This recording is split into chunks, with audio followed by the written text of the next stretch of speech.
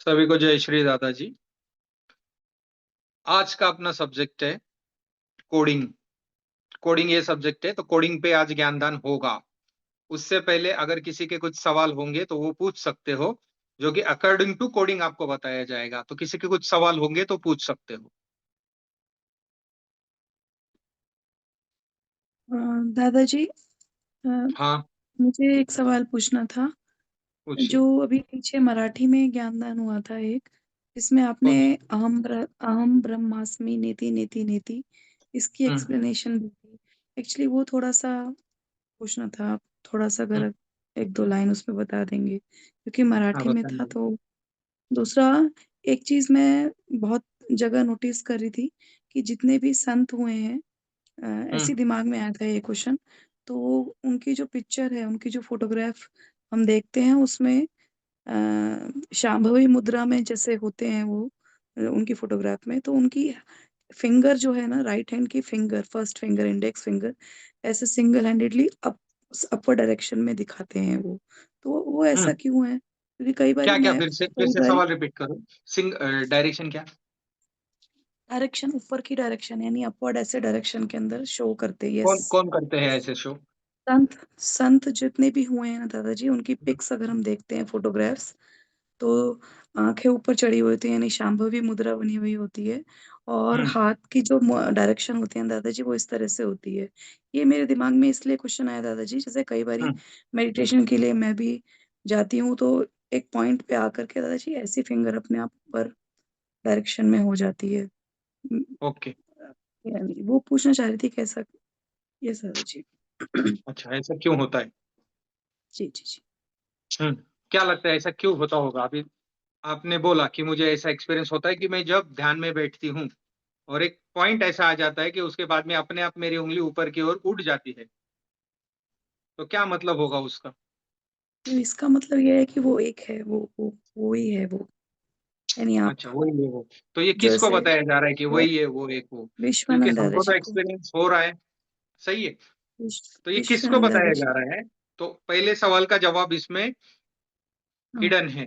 पहला सवाल क्या था कि आपने जो एक ज्ञानदान किया बैठे बैठे लोगों को, जितने भी सामने बैठे हुए थे, तो उनका एक सवाल आया था अहंकार के बारे में कि वो जो होता है एक्सपीरियंस, वो कैसे होता है, या फिर हमको क्यों नहीं हो रहा है, कुछ लोगों का ये सवाल था। तो बहुत से ज्ञानदानों में पहले भी बताया जा चुका है कि ये एक्सपीरियंसेस कैसे होते हैं, और आपको ये एक्सपीरियंस होने के बाद में क्या महसूस होगा या क्या ज्ञान आएगा। तो 5 शरीर बताए गए थे: अन्नमय शरीर, प्राणमय शरीर, मनमय शरीर, देह कारण शरीर, और आनंदमय शरीर, या जिसको सुबुद्धावस्था बोला जाता है।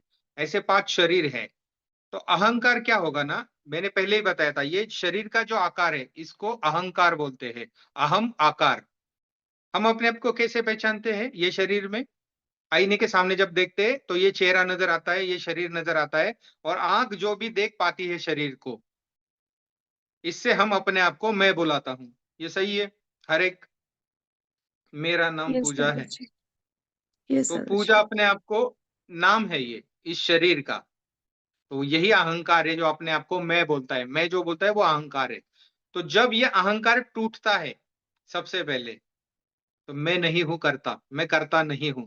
तो वो कौन है? तत्त्वमसि, वो तू है परमात्मा। मैं तेरा दास, या जो भी आपके इष्ट देव है, आराध्य है, गुरु है।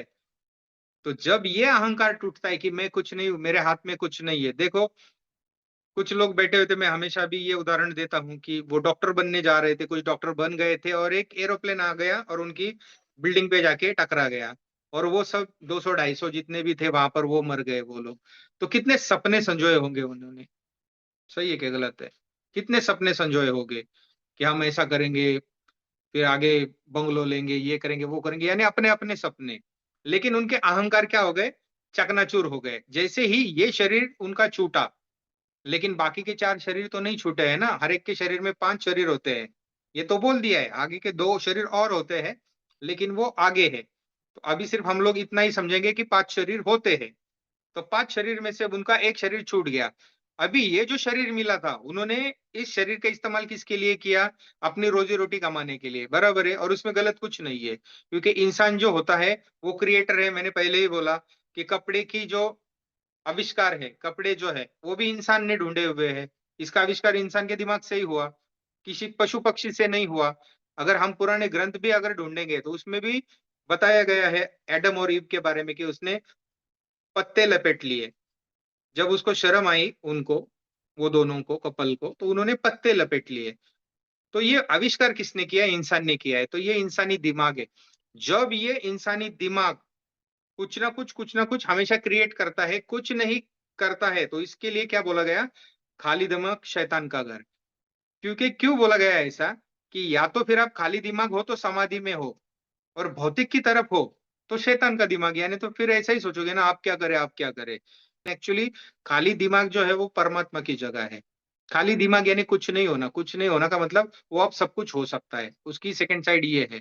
तो अहंकार का मर जाना शरीर में, तो ये होता है कि ततत्वमसि, वो तू है, या अहम ब्रह्मास्मि। सेकंड शरीर में जब, प्राणमय शरीर में जब ये टूटता है कि अरे मैं प्राण भी नहीं हूँ, यानी श्वास, श्वास को तो मैं देखने वाला हूँ।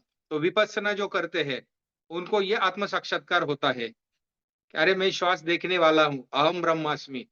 अब ये जो सीरीज ऐसे ही नहीं चलेगी, हाँ, कि ततत्वमसि, अहम ब्रह्मास्मि।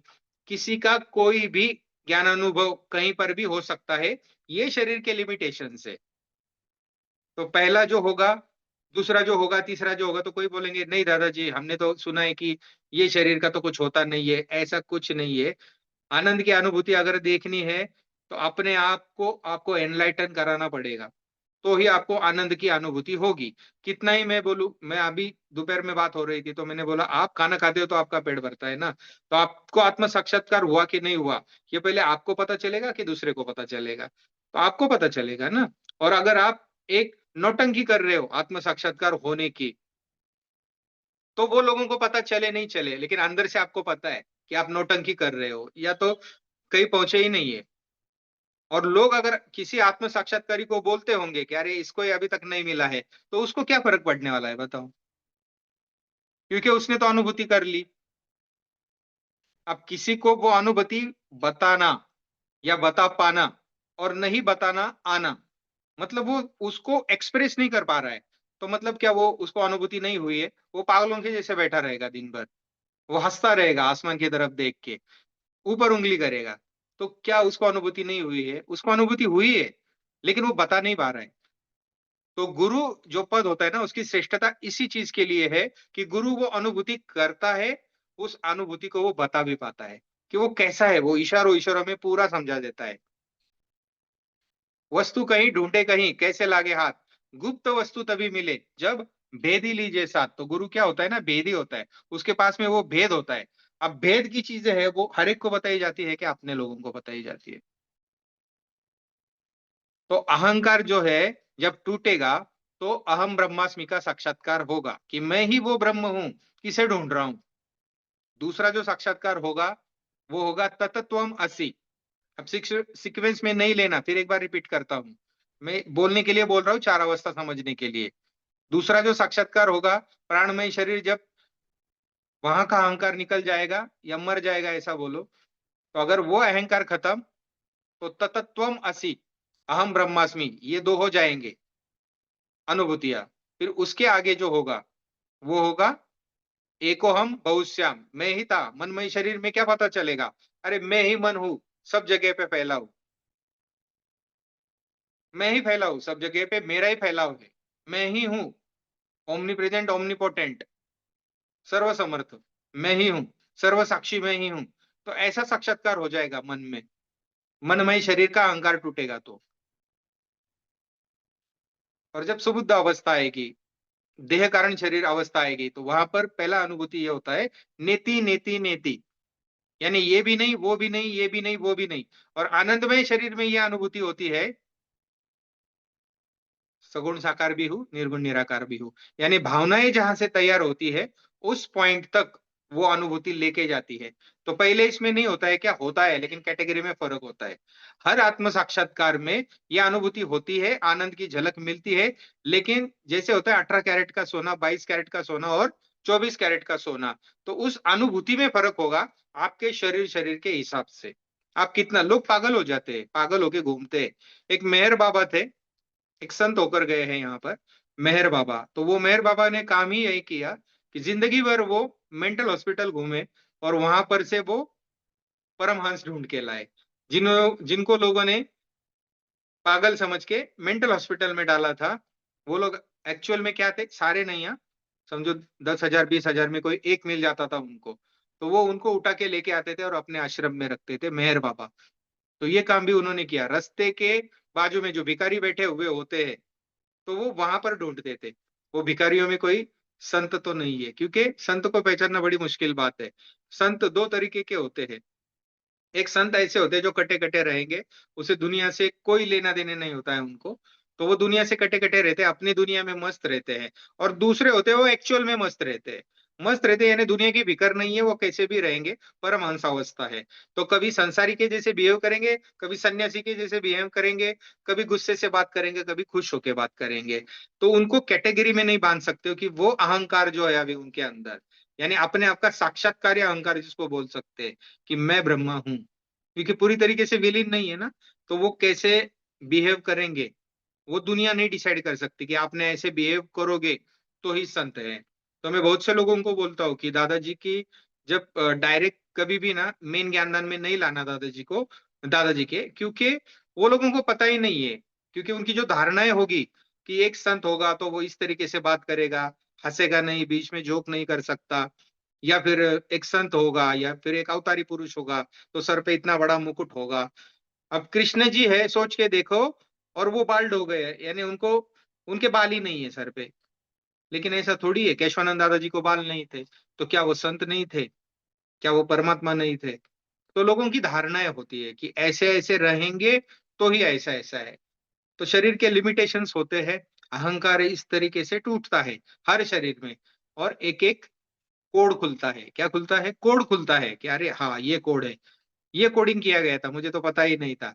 तो कोडिंग कैसे खुलते हैं? देखो, बचपन से आप जब जवानी की तरफ जाते हो, यानी जवान होना शुरू हो जाते हो, तो सबसे पहले आपको पता चलता है कि लोगों को पता चलता है? आपको पता चलता है, क्योंकि आपके डीएनए में जो चेंज होता है, आपके हार्मोन्स में जो चेंज होता है, वो आपके शरीर पे प्रकट होना शुरू हो जाता है। बुढ़ापा जब आना शुरू हो जाता है, तो सबसे पहले आपको पता चलता है अंदर से कि अरे घुटने दर्द करने लग गए, याददाश्त कम हो गई, आंखों पर चश्मे आ गए, दांत गिरने लग गए, खराब होने लग गए, बीमारियां आने लग गई, पेट ठीक नहीं रहता है। तो जो इंथुजियाज्म यानी जो उत्साह एक जवान आदमी का होता है, वो बुढ़ापे में होता नहीं है। मैं हर एक की बात नहीं कर रहा हूँ। जो भी योगा कर रहे हैं, एक्सरसाइजेस कर रहे हैं, डाइट फॉलो कर रहे हैं, ऐसे लोग, लेकिन मैं इन जनरल में बात कर रहा हूँ। तो जब भी पहले बुढ़ापा आएगा ना, तो आपको पता चलेगा। जब भी आपका शरीर जवान होगा ना, तो आपको पता चलेगा, फिर लोगों को पता चलेगा। ठीक है? तो ये पैरेलल चलने वाली चीजें हैं। तो इस तरीके से होता है। तो अनुभूति जो होगी ना, वो पहले आपको होगी। और अगर कोई उस पे हंसेगा कि अरे ये क्या करते, अब कोई बैठा है आसमान की तरफ ऐसे ये करके, अब साईं बाबा ऐसी उंगली दिखाएंगे तो बोलेंगे अल्लाह मालिक है बता रहे हैं। तो वो तो संत हो गए कब? लोगों ने जब उनके ऊपर पिक्चरें बनाई, उनके ऊपर ग्रंथ लिखे गए, उनकी एडवर्टाइज हो गई, उसके बाद में वो संत। अभी तो कुछ लोग उनको संत मानने को भी तैयार नहीं है। तो हमको इसमें नहीं फंसना है, ये सारी चीजों में, या कौन कहाँ पर है, कौन कहाँ पर है, इसमें हमको कुछ नहीं लेना देना ये सारी चीजों से। तो हमने क्या करना है, अपनी अनुभूति को जानना है कि सच में मेरा अहंकार, आप आ गए सामने और आप झुक भी नहीं रहे हो, जिस गुरु पद को आप बोल रहे हो कि ये हमारे गुरु है, और आपका अहंकार आपको झुकने नहीं दे रहा है, तो मतलब क्या हो गया कि आप कुछ तो अपने आप को अलग समझ रहे हो, या सामने वाले को कुछ नहीं समझ रहे हो। तो पहले आप क्या करो, जांच लो कि सच में ये गुरु हमको पहुंचाएंगे क्या, या गुरु पद का इनके पास में। और आप कैसे पहचानोगे, मुझे बताओ, आपके पास में क्या है? क्या आप उसको पहचान पाओगे कि ये सच्चे गुरु है, या बहुरूपिया है, या कुछ फ्रॉड है? क्या है, कैसे पहचानोगे आप पहचानोगे अपनी अनुभूति से, अपने ज्ञान और आपके विवेक से। तो ये अनुभूतियां लो। जब तक ये अनुभूतियां नहीं होती, तब तक आत्म साक्षात्कार तो बहुत दूर की बात है, आपका मन शांत भी नहीं होगा। तो बहुत सी ऐसी एक्सरसाइजेस है, बहुत से ऐसे सत्संग है, जो आपकी पूरी ज़िंदगी आपका मन शांत कराने में लगा देते हैं कि अभी श्वास देखते बैठो ज़िंदगी भर, अपने आप हो जाएगी। कोई बोलेगा हाँ, ये ध्यान करो, ओम पे ध्यान करो, अनहद पे ध्यान करो, कान में उँगली डालो, उन्मुनी करो, उन्मुनी अवस्था है। तो ऐसे सत्संग हज़ारों चल रहे हैं, हज़ारों। तो ये करना है क्या? अल्टीमेटली जैसे मैंने दोपहर में बोला कि प्राप्ति क्या होगी, इस पे ध्यान दो।